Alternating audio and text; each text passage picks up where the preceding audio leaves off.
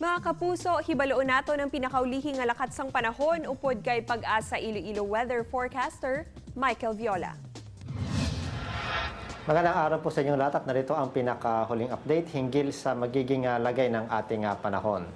Ang northeast monsoon o yung malamig na hanging amihan ang nakakaapekto pa rin sa may dulong hilagang Luzon.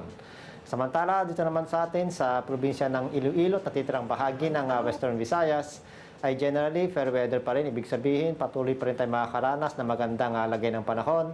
Liban lang sa posibilidad ng mga isolated na pag-ulan, dala ng mga localized thunderstorms lalo na sa hapon o di kaya gabi.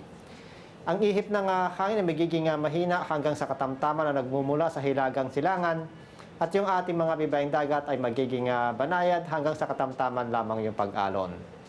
26 hanggang 32 degrees Celsius ang magiging antas ng ating temperatura sa buong Western Visayas. Ang araw ay lulubog ng alas 5:23 ng hapon at muli itong sisikat bukas ng alas 5:47 ng umaga. At mula po dito sa Pag-asa Iloilo Station, Michael Viola, magandang araw po.